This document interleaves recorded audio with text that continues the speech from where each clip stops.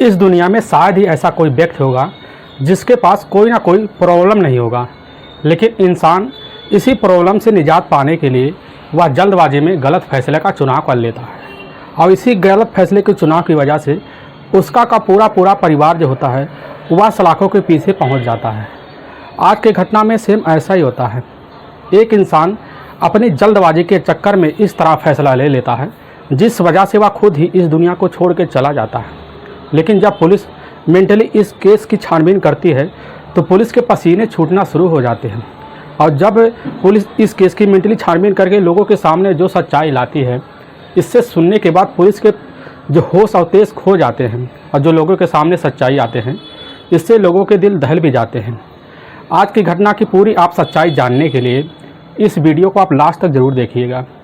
नमस्कार दोस्तों, मैं प्रदीप कुमार आपको इस टेढ़ी बात चैनल पर मैं स्वागत करता हूं। दोस्तों आज की यह जो सच्ची घटना है, यह घटना है भारत की राजधानी दिल्ली की और ठीक दक्षिणी पूर्वी दिल्ली के पास एक इलाका पड़ता है न्यू फॉरेस्ट कॉलोनी।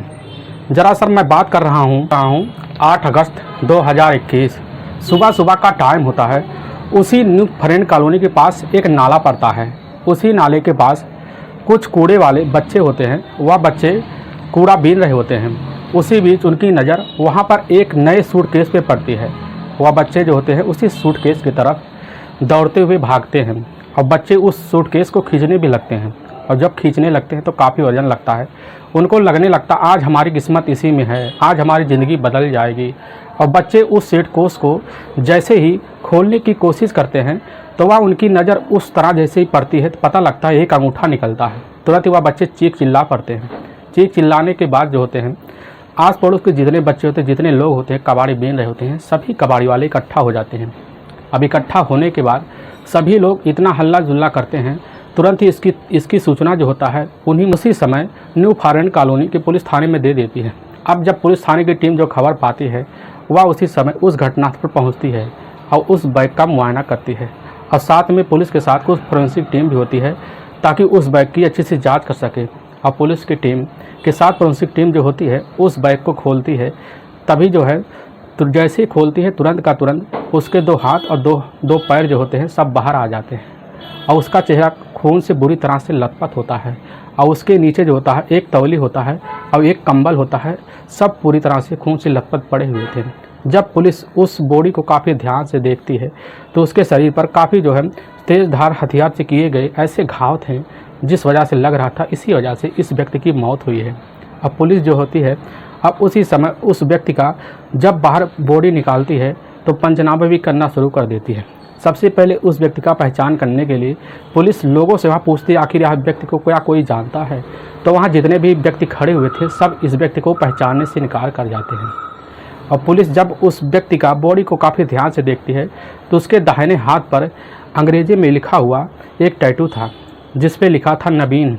और पुलिस तुरंत अब विश्वास हो गया था यह व्यक्ति जो है हो सकता है इसी व्यक्ति का नाम नवीन हो। और पुलिस सबसे पहले इस व्यक्ति का बॉडी जो होता है उसी समय एम्स के अस्पताल में मोर्चरी में रखवा देती है ताकि बाद में इसका शिनाख्त किया जा सके। और पुलिस तुरंत ही अब इसी बिना पर अब जो होती है इस घटना को आगे बढ़ाने के लिए सबसे पहले गुमशुदा के नामजद हत्या मुकदमा दर्ज कर लेती है और पुलिस इस केस को मेंटली छानबीन करना शुरू कर देती है। पुलिस के हाथ ऐसा कुछ नहीं लगता जिस वजह से इस व्यक्ति की पहचान की जा सके। पुलिस सबसे पहले इस व्यक्ति का फ़ोटो खींच के दिल्ली के सभी नज़दीकी थाने में इस चीज़ की सूचना और खबर दे देती है ताकि जल्द से जल्द इस व्यक्ति की पहचान हो सके। तभी लगभग 4 से 5 दिन गुजर गए थे। उसी नेब सराय इलाका पड़ता है, उसी इलाके में एक थाना पड़ता है। उसी थाने में एक महिला आती है। वह महिला उसी समय सब इंस्पेक्टर के सामने खड़ी होती है। वह बताने लगती है कि साहब हमारा नाम मुस्कान है, हमारे पति 8 अगस्त 2021 से बिना बताए घर से चले गए हैं, लेकिन आज तक जो है वह घर वापस नहीं आए हैं। हमने उनकी काफ़ी तलाशी की और काफ़ी लोगों के पास फ़ोन किया, लेकिन हमारे पति का कहीं अता पता नहीं चलता है और इस वजह से हम काफ़ी ज़्यादा परेशान हो जाए। और उनके पति का जो नाम होता वह होता है नवीन, जिसकी उम्र होती है लगभग 34 से 35 साल के बीच।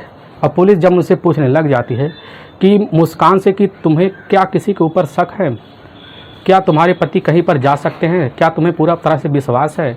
मुस्कान जो दिया कहने लग जाती है साहब हमारे पति ना किसी से दुश्मनी रखते हैं, ना किसी से दोस्ती रखते हैं, बस वह अपने काम से मतलब रखते हैं। इसीलिए हमें पूरा विश्वास है वह उनके साथ कुछ ना कुछ अनहोनी हो गया।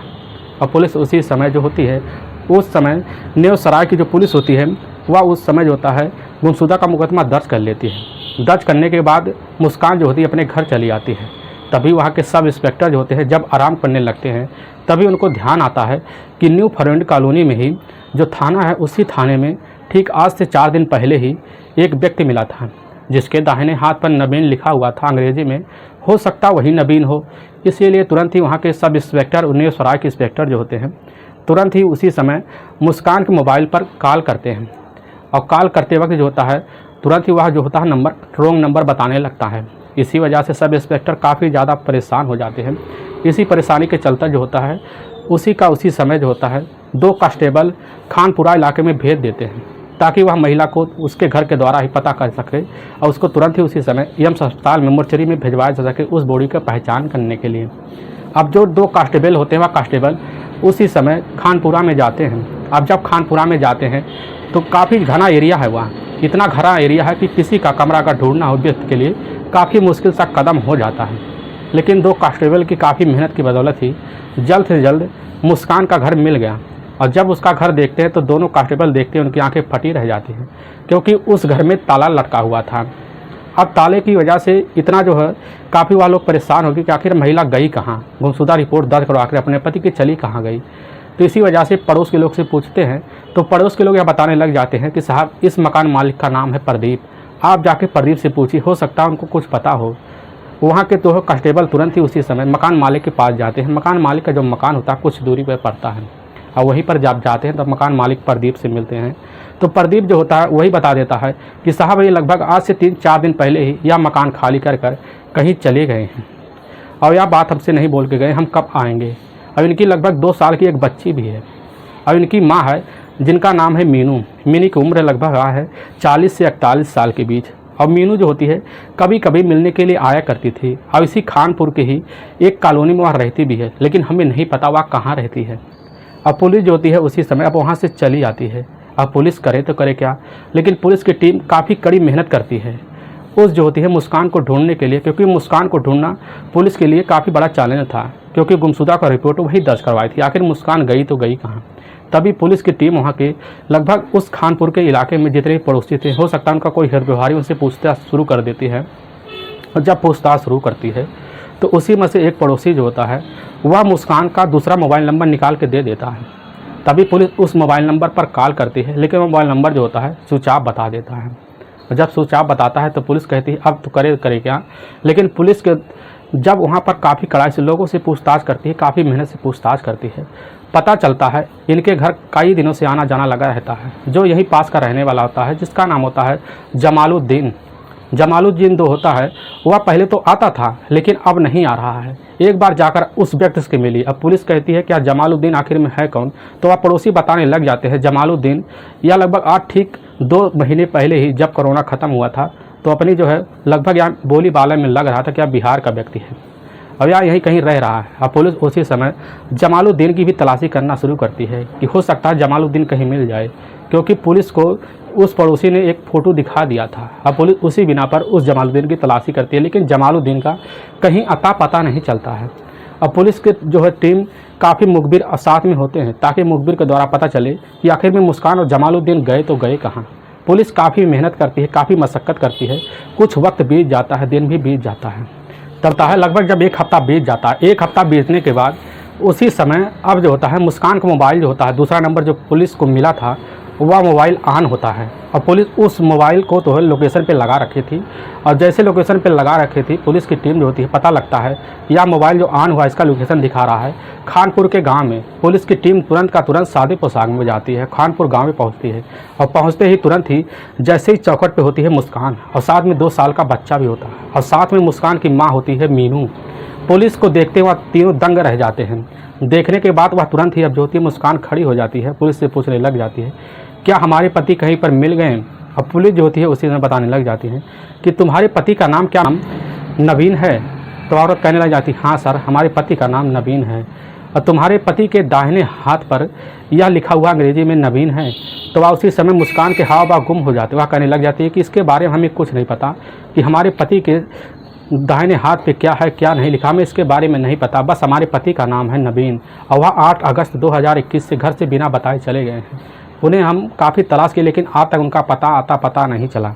अब इसी बिना पर जब पुलिस उस मुस्कान से काफ़ी सवाल करती है तो उस सवाल का अलग अलग जवाब देती है। पुलिस को तुरंत शंका हो जाता है कि मुस्कान हमसे झूठ बोल रही है और सामने खड़ी होती है मुस्कान की माँ मीनू। मीनू से पुलिस पूछने लग जाती है कि क्या अभी तक तुम्हारे जो दामाद हैं क्या अभी तक तुम्हें नहीं मिले? तो वह कहने लग जाती नहीं साहब, हमें अभी तक हमारे दामाद का पता नहीं चला कि वह गया कहाँ।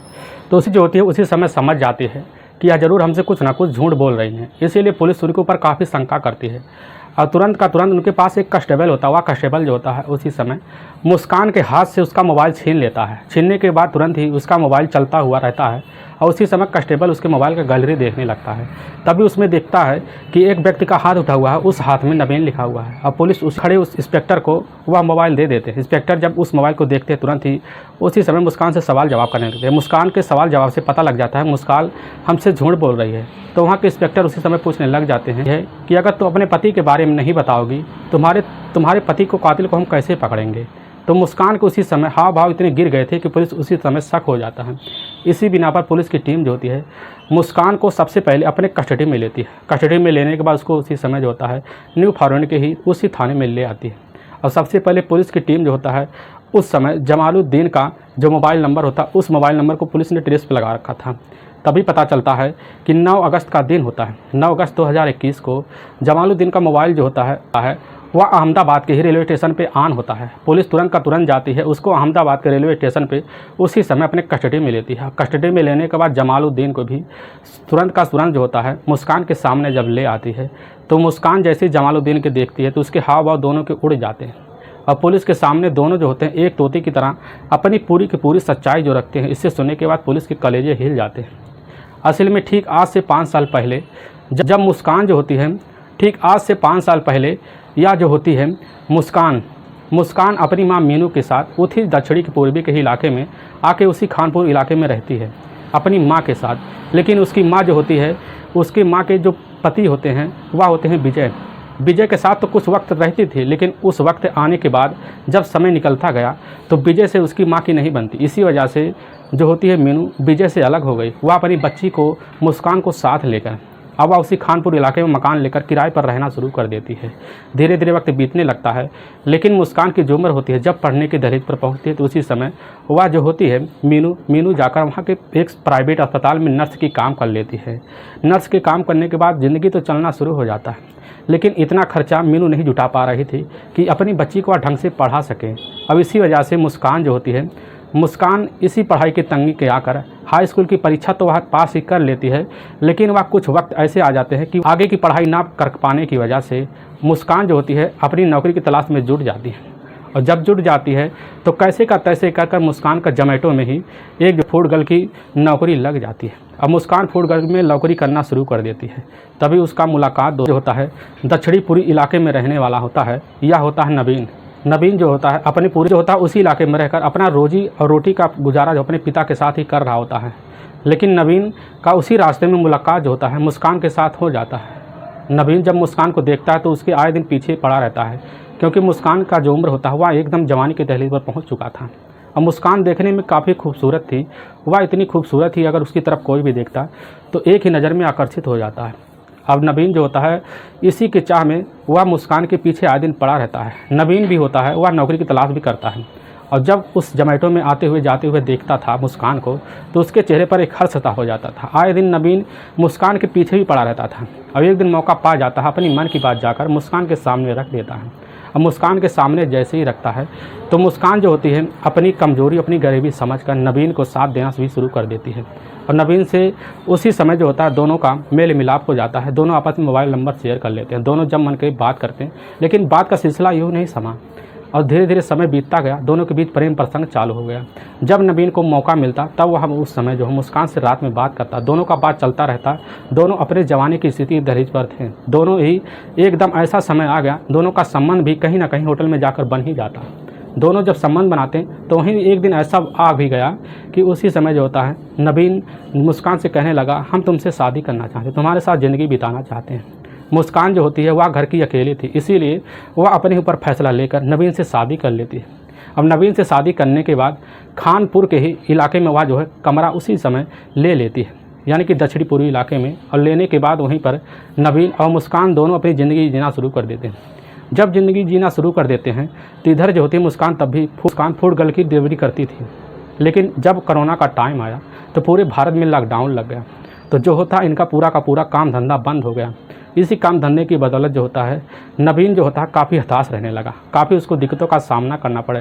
अब इतनी दिक्कतों का सामना करना पड़ा कि नवीन जब कभी थोड़ा पैसा कमा लेता तो थोड़े पैसे कमाने के बदौलत जो होता है उसी पैसे को जाकर वह शराब पी लेता, और शराब पीकर आता वह उसी समय कुछ घड़ी बुरी सुना देता उस समय मुस्कान को। मुस्कान जो होती है यह सब बर्दाश्त नहीं कर पाती। इसी के बदौलत इसी बीच दोनों में झगड़े तकरार शुरू हो गए थे, और झगड़े तकरार इनका इतना बढ़ गया था कि इन दोनों का बच्चे के लेकर ज़िंदगी जो है काफ़ी हताश सा रहने लगा, क्योंकि बच्ची जो होती है वह लगभग 1.5 साल की होने वाली थी। अब इसी बीच इनकी ज़िंदगी ऐसे बीतना शुरू हो जाती है कि वह जो बच्ची होती है उसका भी ज़िंदगी लग रहा था अब नरक होने वाला है। इसी बीच अब जो होती झगड़े तकरार की वजह से मुस्कान जो होती अपनी माँ के पास आ जाती है, और वह खानपुर के ही अपनी माँ के पास रहना शुरू कर देती है।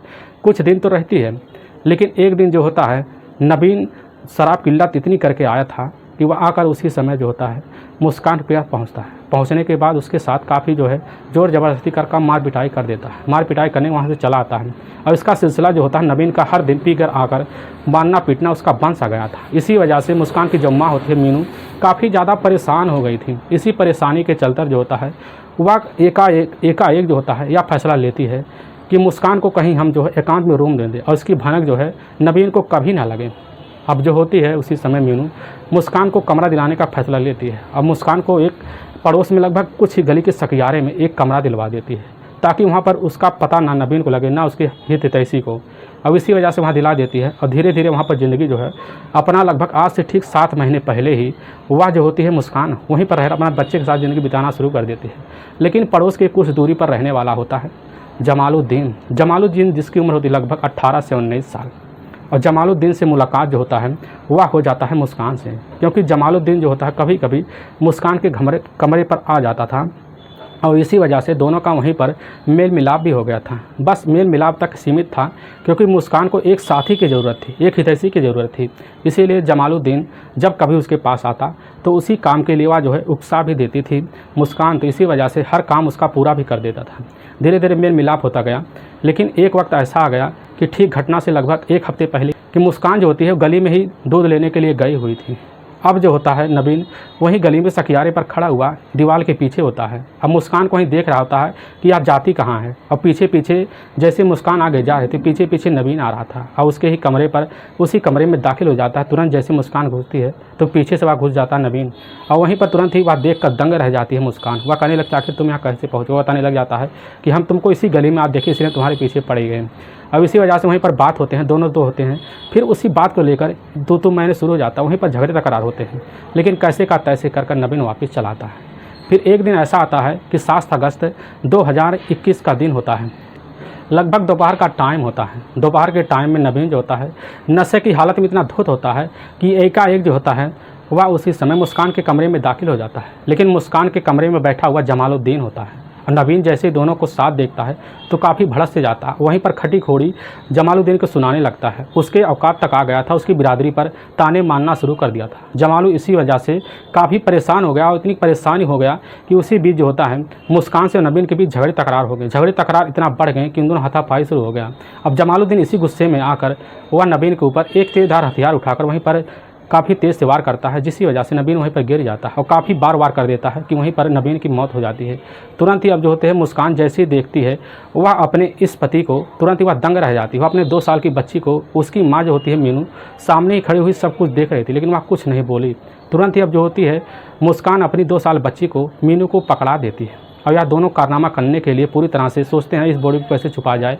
लेकिन सुबह होने का टाइम आ गया था, पूरे इलाके में सबका पहरा था, इसी वजह से हैरान हो गए। लेकिन 8 अगस्त 2021 का वेट करने लगे और उसी समय जैसे ही जानते हैं कि अब सुनसान जगह हो गया है, उसी समय जो होता है वह जमालुद्दीन का एक दोस्त होता है जो उसी का रामपाल, तुरंत ही अब जो होता है जमालुद्दीन रामपाल के पास फ़ोन करता है। रामपाल जो होता है तुरंत ही उसी जगह पहुंचता है। पहुंचने के बाद अब जो होता है जमालुद्दीन और रामपाल और जो होती है मुस्कान, तीनों मिलकर उस बॉडी को कट्टे में डालते हैं। डालने के बाद एक टेम्पो बुक कराते हैं। बुक कराने के बाद रात का लगभग टाइम होता है, उसी टाइम में उस बॉडी को उस टेम्पो में भर कर ले चिराग के उसी नाले में जो पड़ता है वह न्यू फरवन के नाला, उसी नाले में ले जाकर डंप करते हैं और होते ही अपने पास चले आते हैं।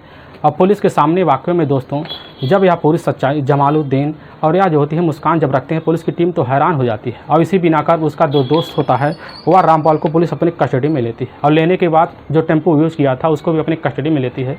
इसी भी नेपाल पुलिस की टीम जो होती है इन दिनों को ले जाकर वहाँ के ही कोर्ट में पेश करती है। कोर्ट में पेश करने के बाद ले जाकर जेल में डाल देती है। दोस्तों इस घटना का सुनाने का उद्देश्य हमें किसी को परेशान करना नहीं है और ना ही किसी के दिल को ठेस पहुँचाना है। बस आपको यह बताना है कि आप जहाँ भी रहें आप सावधान और सतर्क जरूर रहें। दोस्तों अगर आपको वीडियो पसंद आ रहा है तो इस वीडियो को आप ज़्यादा से ज़्यादा शेयर और सब्सक्राइब जरूर करें, जिससे हम आपके बहुत आभारी रहेंगे। फिर मिलेंगे नेक्स्ट वीडियो लेकर, तब तक के लिए जय हिंद जय भारत।